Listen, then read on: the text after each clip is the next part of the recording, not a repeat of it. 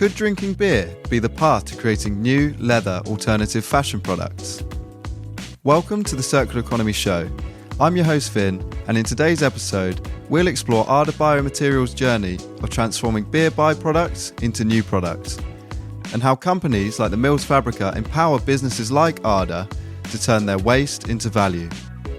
We'll also talk about the role of investment and venture capital, also known as VCs.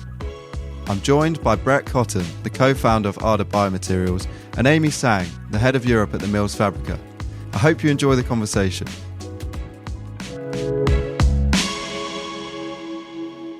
Welcome both, and thanks for joining me today.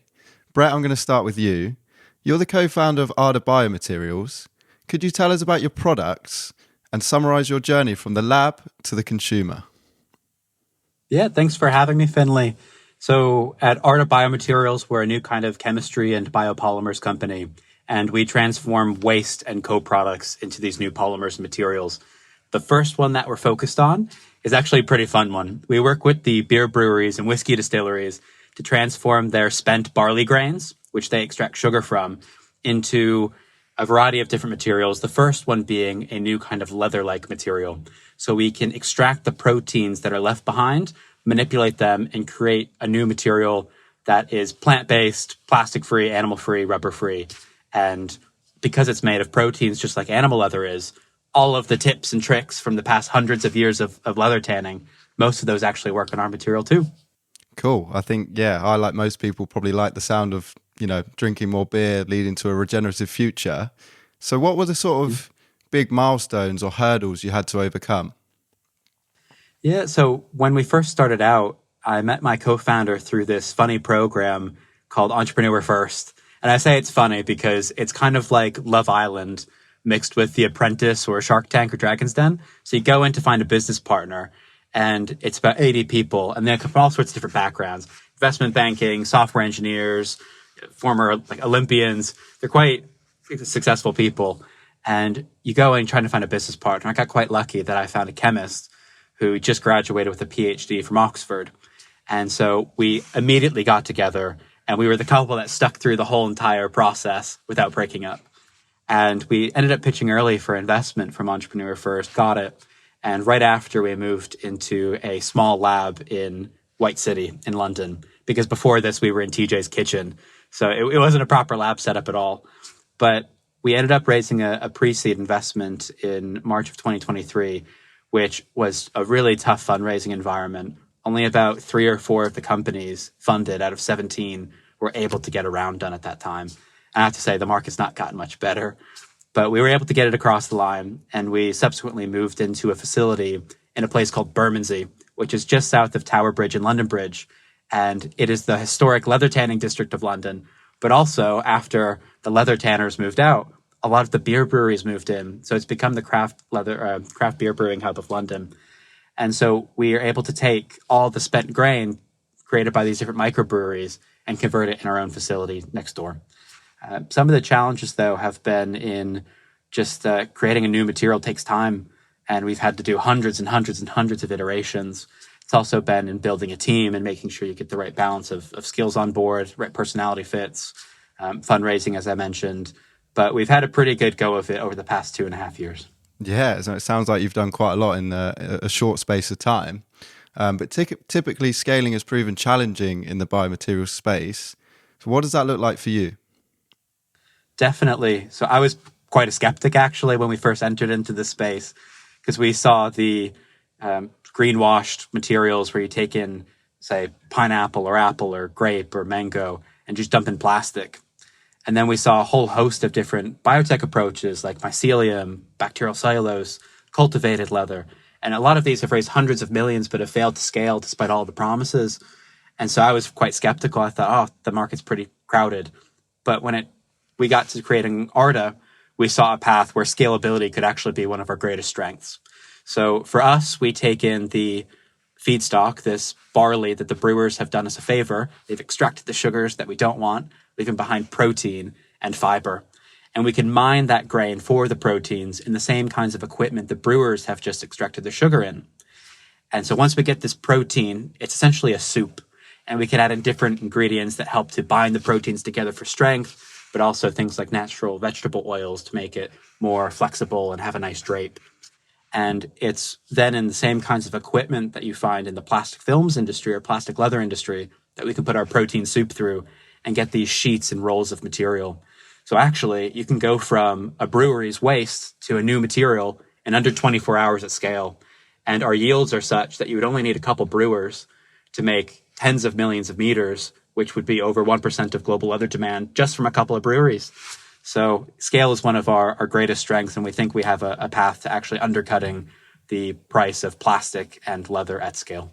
Yeah, wow. So a lot of potential there, really. And we'll talk a bit more about scale later. But I was just interested to find out about like how you measure your impact. Yeah, so it depends on who you talk to and what they care about. Personally, for me, I'm very much an advocate for animals. And for as long as I can remember, I never wanted to eat them.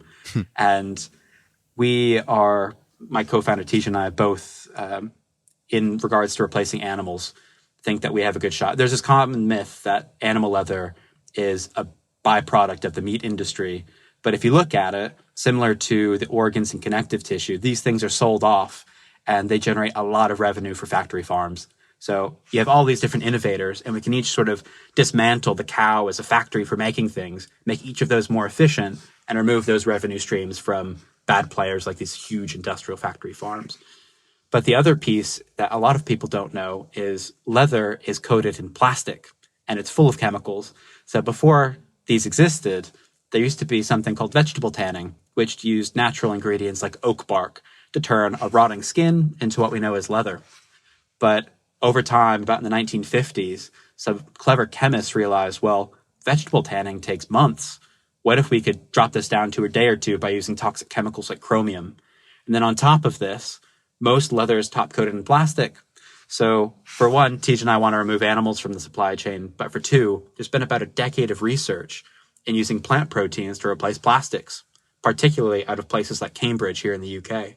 And what we're able to do is manipulate these proteins to mimic the structure of animal collagen, but also to replace plastic. So you hit a twofer, both on animals and plastic, and people care about different things. So, yeah. Yeah, nice, interesting. So it's kind of that going backwards to go forwards approach. Amy, just to bring you in now and sort of introduce the Mills Fabrica and what they do, how do you support innovators just beyond investment? Yeah, sure. So at the Mills Fabrica, we really take on a 360 approach when it comes to supporting innovators and accelerating sustainability for the industry. So for our investment fund, we invest in startups globally, and this isn't limited to any certain kind of geographical regions, and we focus on B2B innovations that are driving positive impact across the supply chains of both textile and agri-food. And we recognize that for a startup to have the best chance of success, it takes more than just funding. It's about finding the right partners and having a strong network of industry experts around you. So at the Mills Fabrica, we have a good relationship with the brands, the manufacturers, the investors, which means we're able to make the right connections to the startups. And through our events that we host and Fabrica X, which is our innovation gallery and concept store here in King's Cross, we really provide a platform to showcase these exciting innovations to both industry and public, to really educate, inform, and inspire collaboration and ultimately raise awareness of these technologies. And Arda Biomaterials actually participated in our Biomaterials Reimagined campaign and exhibition last year in Fabrica X. And also in addition to this, we have co-working spaces in London, which provides a home for these startups where they can mingle and connect with like-minded entrepreneurs and other organizations. Cool. And yeah, so investment is key, collaboration is key, and Brett is one of the beneficiaries of the collaborative projects. But yeah, the collaboration is key argument is not new. So how does this work practically? Like, what can we do to make things happen at scale? Yeah, you're right. Collaboration definitely is not new, but I think it's important to highlight collaborating with a right partner who has the same values and objectives as you. So a brand who's kind of in it for the long run, especially when it comes to biomaterials. I'm sure, Brett, you can speak to this. The first product, the first prototype is never perfect. And it requires continuous R&D, experimentation, trials, but also really productive feedback from the industry partner for the startup to know what to improve or change and why. So this can help the startup understand how the biomaterial works with other materials that the brand uses, how it behaves and functions outside of a lab environment, and how it can become integrated into the production supply chain. So I think that a true partnership is one where each party can be totally transparent and are working towards the same goal. Nice. Yeah. And as you say, there's a lot of trials involved, a lot of pilots. So let's talk a bit more about the financial aspect now. Do you think that biomaterials can be commercially viable? What does the Mills Fabrica look for when they're investing? I think biomaterials can absolutely be commercially viable, especially as increasingly there is more demand from brands and also consumers to switch to more sustainable alternatives, which can not only lead to improving the state of our planet, but also helps companies meet their net zero or carbon reduction targets, for example, and ultimately reduce their costs if they introduce more innovative manufacturing practices.